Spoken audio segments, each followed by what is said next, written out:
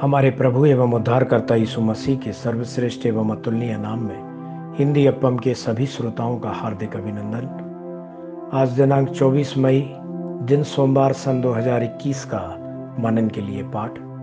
आज का शीर्षक है इसलिए जाओ।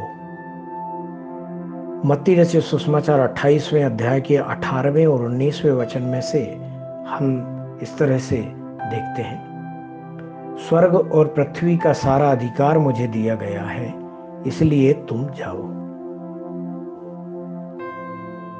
अजीजों, चूंकि आप जानते हैं कि यीशु मसीह को सभी सामर्थ्य प्रदान की गई है, इसलिए आप तैयारी के साथ जाने में सक्षम हैं। यदि आप इसे नहीं जानते थे या यदि आपने इस पर विश्वास नहीं किया होता, तो क्या आप तैयार होकर जा सकते थे? बिना उचित तैयारी के आगे बढ़ने से अंत में खतरा होगा। लेकिन अगर कोई परमेश्वर द्वारा दी गई सामर्थ्य और अधिकार के साथ जाता है तो उसे निश्चित रूप से सफलता मिलेगी। परमेश्वर की सामर्थ्य न केवल पृथ्वी पर है, स्वर्ग में, पृथ्वी पर और पृथ्वी के नीचे उनकी सामर्थ्य निहित है। सारा अधिकार का यही अर्थ है। पवित्र शास्त्र कहता है कि जो स्वर्ग में और जो पृथ्वी पर और पृथ्वी के नीचे हैं, वे सब यीशु के नाम पर घुटना टेके।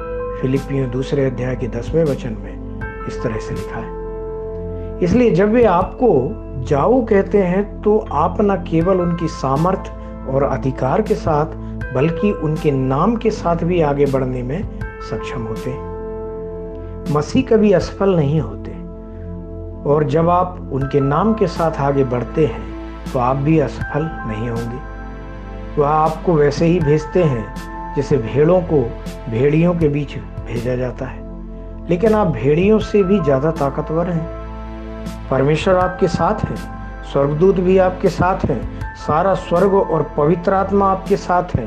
परमेश्वर आपको ऐसी परिस्थिति के बीच में जाने के लिए कहते हैं। जब कोई सरकार किसी सैनिक को युद्ध में जाने का आदेश देती है तो वह उसे यूं ही नहीं भेजेगी। सरकार उसे युद्ध की वर्दी और युद्ध के लिए आवश्यक हथियार प्रदान करेगी। वह उसे दुश्मनों के हमले से खुद को बचाने के लिए पर्याप्त हथियार और तरीके और साधन भी प्रदान करेगी।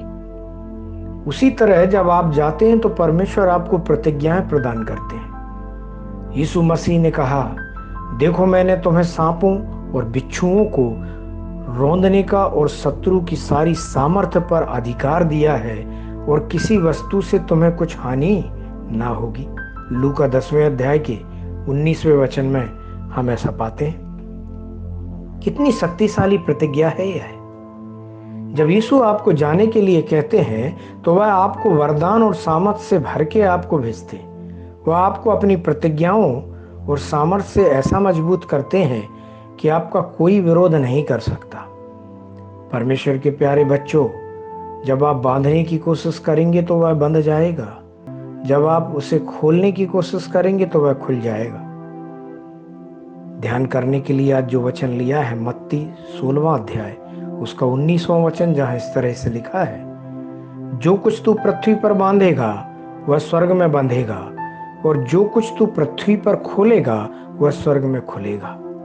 परमेश्वर के इन वचनों के सुनने पर, पढ़ने पर, मनन करके इनके अनुसार अपने जीवन को बदलने पर और जीने पर परमेश्वर आपको बहुत ऐसे आशीष दें। आमीन।